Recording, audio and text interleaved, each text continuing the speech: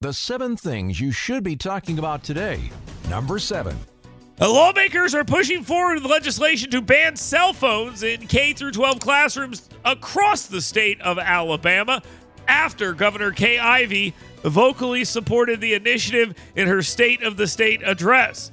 The concern is bipartisan. It started by me and is highlighting concerns over student distractions and the negative impact of social media on student well-being.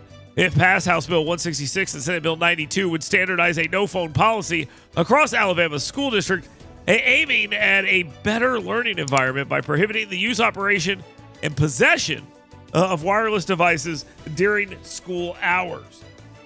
I love this. I love this idea. I also love the idea that we're going to pretend that Kay Ivey knows what a cell phone is. I mean, I think this is great stuff for everyone in the entire state and beyond. Because it could be a plan for the future. Let's do it. Ban them now. Number 6. President Donald Trump is reactivating Guantanamo Bay as a detention center for violent criminal illegal immigrants. Did you know they're already putting people there? They're already locking them up. This reverses Biden's efforts to reduce its inmate population. Biden was more concerned about what the world thought about Guantanamo Bay than, protecting society. Yeah, Donald Trump clearly does not care about that. The Pentagon and DHS have been directed to prepare for housing 30,000 detainees.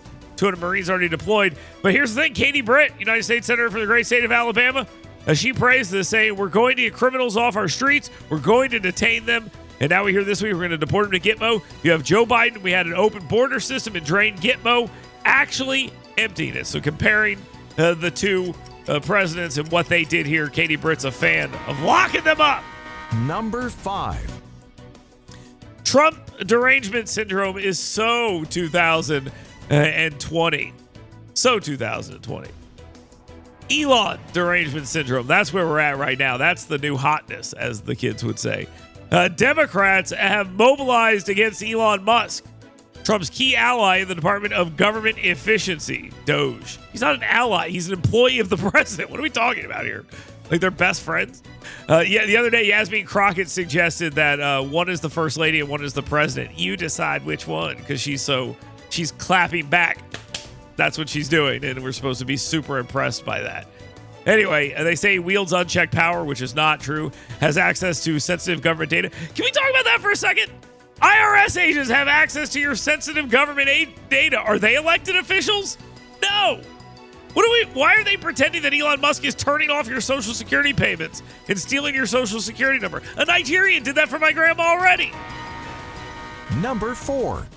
President Donald Trump outlined a plan for the United States to take over the Gaza Strip, and the Israeli Prime Minister Benjamin Netanyahu seems to be on board with it. But not everyone is. No, not everyone is. A lot of people seem to be saying, can't we just leave Gaza how it is? It was such a great place and everything was fine, right? And we'll just continue pumping in billions of dollars to let them, build up their infrastructure of death to attack their neighbors. Why wouldn't we want to change the status quo? Nuts. Or why would we? Excuse me. Trump's dramatic shift in U.S. policy suggesting a Gaza takeover has alarmed Middle Eastern leaders who view it as a move that could lead to mass Palestinian displacement. Like a major war in the area might do. Destabilizing the region, which has never been stable. And contradicting a past American position on a two-state solution, which has worked so well. Donald Trump is trying to change the game. He's looking for buy-in. Maybe he can get it. Number 3. United States Senator Tommy Tuberville, a Republican out of Auburn. This guy, he's cracking me up. I don't know if you saw him yesterday. It was amazing. On the floor of the United States Senate, he had a picture of the Democrats' Project 2025. It was the emoji of a pregnant man. And pretty funny.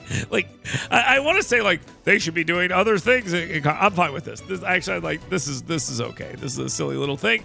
Tuberville criticized the Biden administration for policies allowing transgender athletes in women's sports, claiming they have unfairly won 900 medals meant for female athletes. On the same day, Donald Trump signed an executive order banning men from women's sports and prisons, and a judge blocked that, saying it would be cruel to send those men to men's prisons because what might happen to them.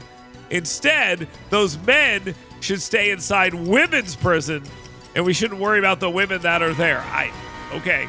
Number 2. It didn't take long, less than 3 weeks into President Donald Trump's second term, U.S. Representative Al Green, Democrat out of Texas, has launched a new effort to impeach the President of the United States. Now, you may be asking yourself, what for?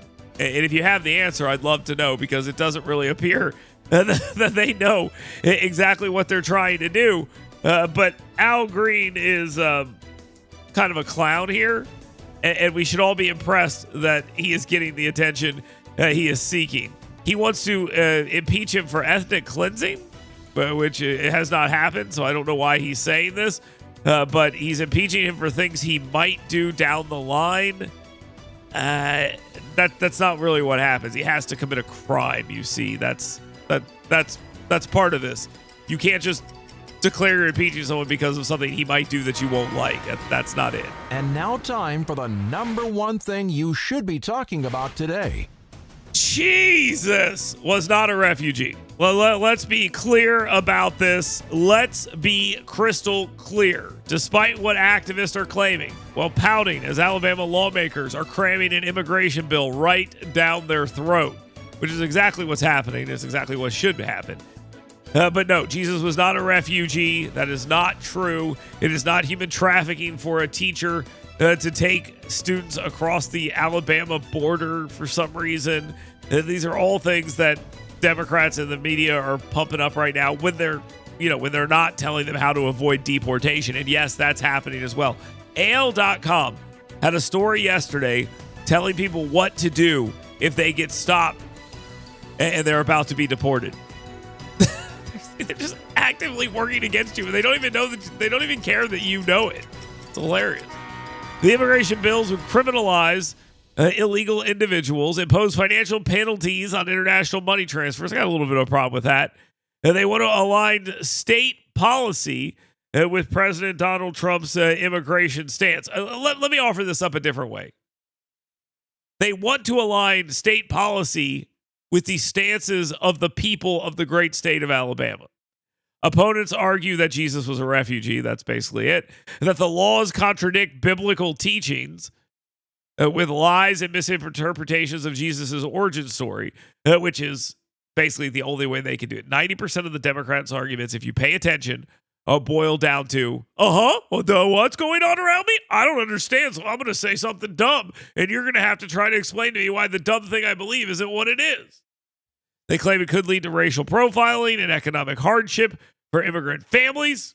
I mean, that second part, probably, that's sort of it, right? We're trying to you take someone and put them in jail or deport them, probably going to create an economic hardship. So much so that you don't come back. Supporters claim the laws will strengthen law enforcement and recover lost tax revenue. I guess that's where the money transfer stuff comes from. But critics fear that they echo Alabama's heavily contested 2011 immigration law, which was largely struck down in a court in a very different time in a very different judiciary. They're right. Let's try it again. Let's roll the dice. Let's go ahead and do that. I'm okay with that. You should be okay with it all. If you're not okay with it, well, simple way for you to let me know. Pick up the phone and shoot me a text. Yes, 205-545-9950. Or pick up the phone and make a phone call to the radio station, 205-545-9950. We'll continue here on the program. Get your questions in for 10 with him. We'll listen to what you have to say there. Get those questions in when Tori comes in to ask him. And State Senator Sam Gavan will join us here in just a bit. We'll talk with him as well. Yes, there's a lot happening in the Alabama legislature, and there's a lot happening right here on the fastest hour of radio anywhere on your radio dial. You're listening to News and Views with Dale Jackson.